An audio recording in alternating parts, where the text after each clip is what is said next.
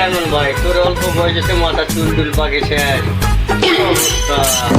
আরে ভাই সে কথা কইস না ভাই, এত চেষ্টা করলো আমার মাথার চুল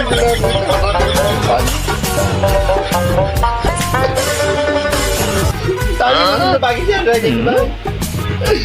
চালাতে আসিনু, নবরত্ন তেল দিনু, তারপরে আরো কত রকমের তেল দিনু, ডাক্তারের কাছে পছন্দ গেল ভাই, কোনো বুদ্ধি হবে না, মাথার চুলগুলো আমার সবগুলো